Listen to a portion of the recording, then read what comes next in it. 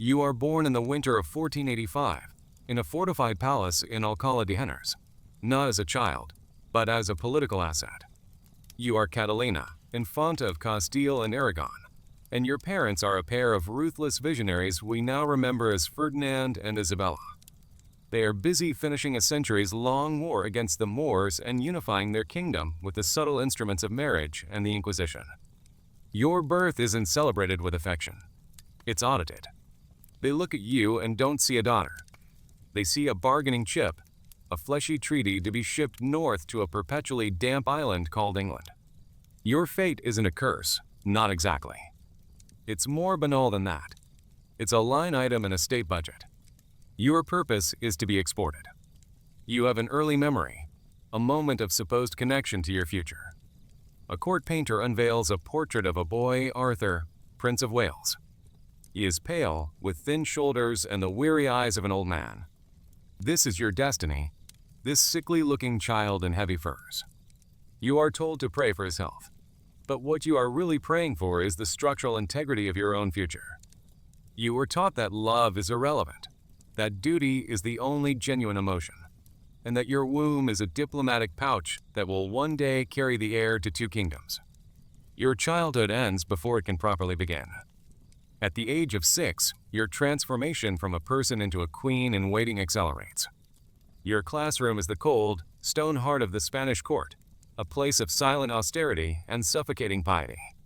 There is no room for childish error. Your mother, a queen in her own right, oversees your crucible personally. The methodology is brutal in its precision. You master Latin, not to read the classics, but to perform your faith with unimpeachable gravity. You learn French, the language of diplomacy, memorizing greetings and pleasantries, your pronunciation polished until it is a flawless, inhuman thing. You spend hundreds of hours at needlepoint, not as a hobby, but as a public demonstration of feminine patience and docility. This is your real training: how to sit still, how to be silent, how to wait. One afternoon, during a reception for a French envoy, you used the wrong verb tense while offering a scripted welcome. The ambassador doesn't notice, but your mother does. Your punishment is not a physical blow, but something far more effective. For a week, you eat your meals in silence, shunned by your own ladies-in-waiting. Your mother leads the evening prayers, her voice ringing through the chapel as she asks God to forgive the careless tongues that bring shame upon the royal house. The humiliation is absolute. It is a scientific process of psychological rewiring. Your individuality is a flaw to be corrected. Your opinions are heresy. Your body is not your own.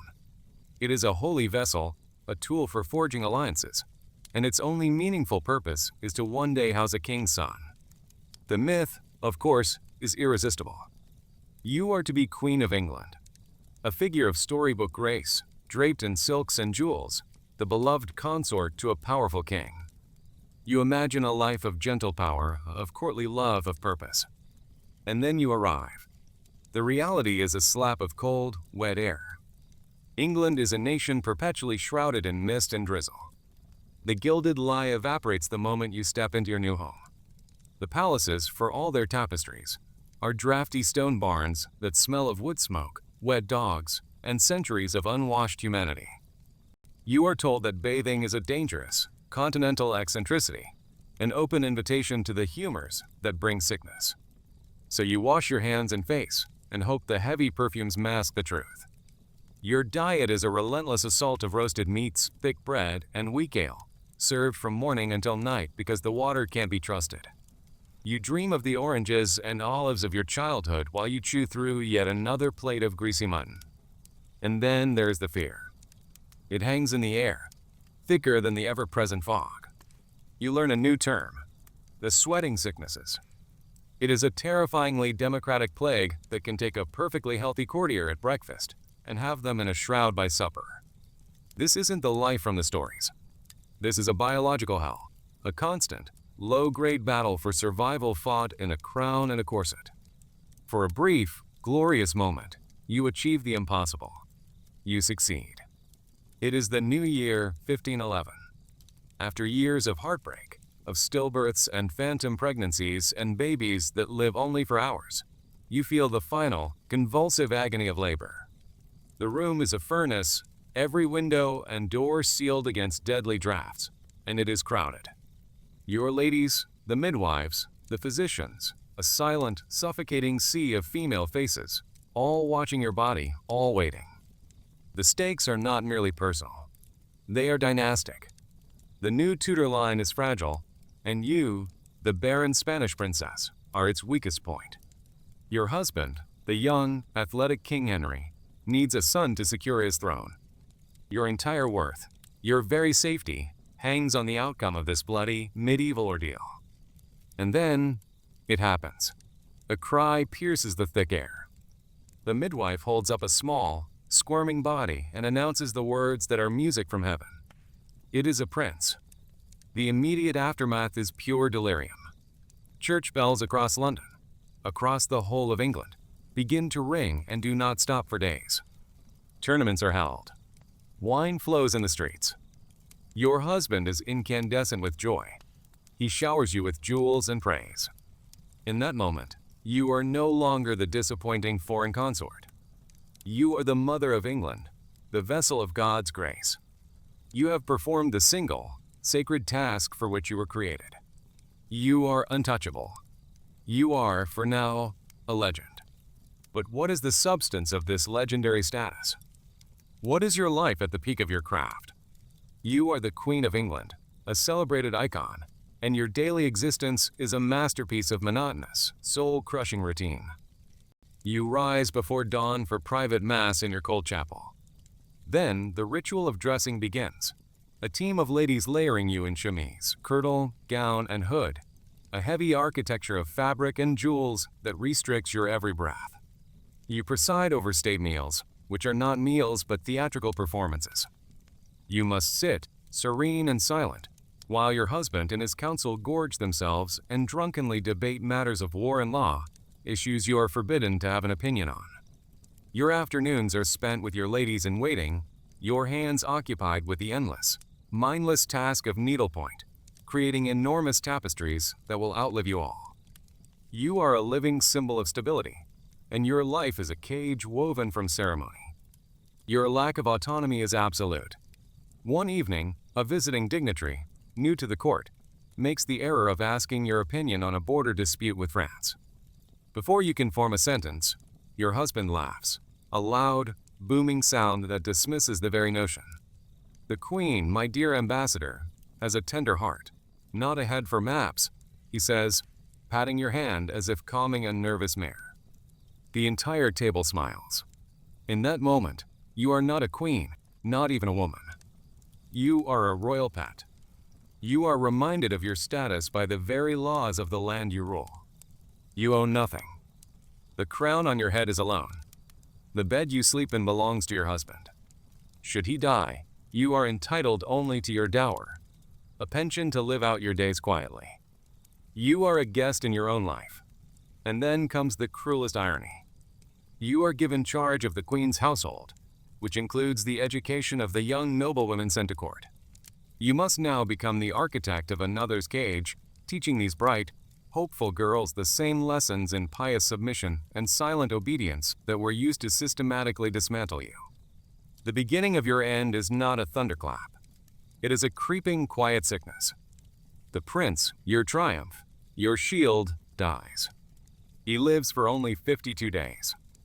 A common enough tragedy in this era, but for you, it is the first crack in the foundation of your world. The breaking point is not one fatal error, but a slow, agonizing series of failures played out on a public stage. You become pregnant again and again and again. Each time, the court holds its breath. Each time, your body betrays you.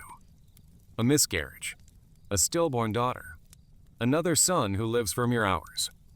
With each loss, you feel the king's affection cooling, curdling into a mixture of pity and impatience. His public prayers for an heir start to sound like accusations. The point of no return arrives not in your bedchamber, but in his eyes. You see him looking at you during a court mask, and there is no love, no desire, only calculation.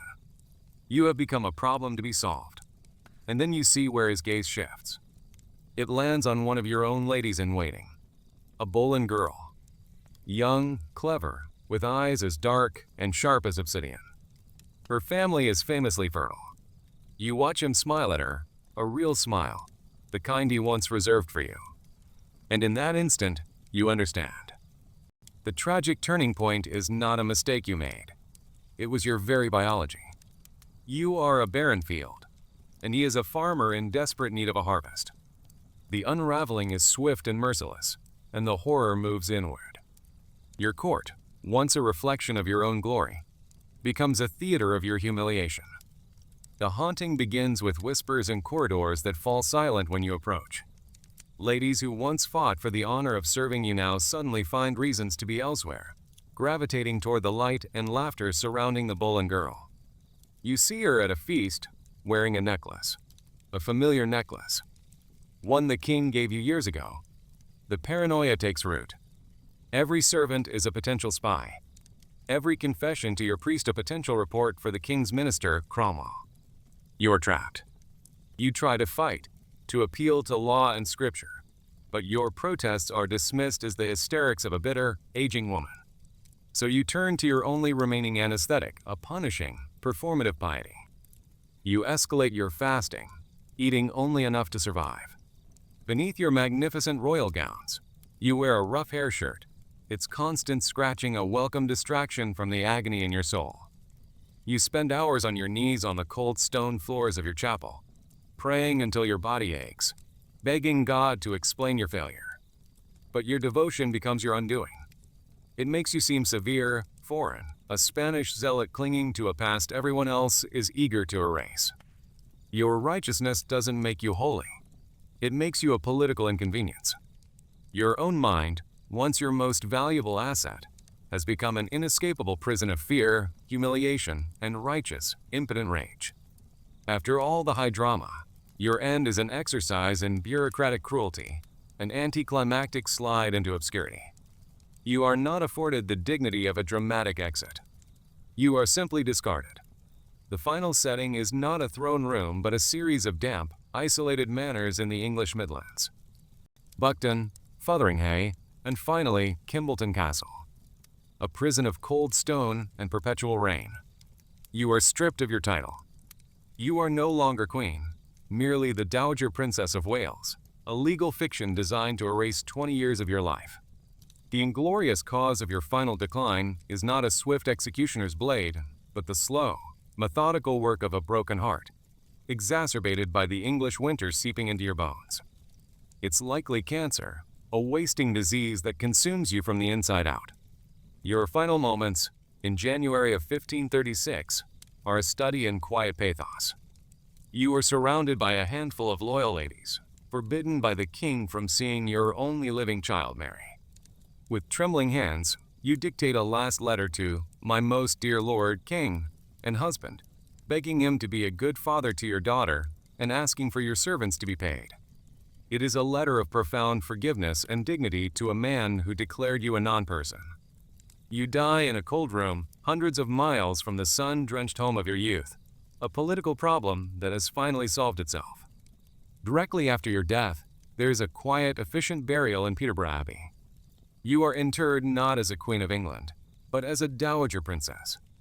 Your husband, the king, does not attend. It is said he celebrated the news of your death by dressing in joyful yellow and showing off his new infant daughter, the child of the other woman. Your memory is meant to fade, to be a forgotten chapter in a glorious new story. But then, the ultimate, most bitter irony begins to unfold.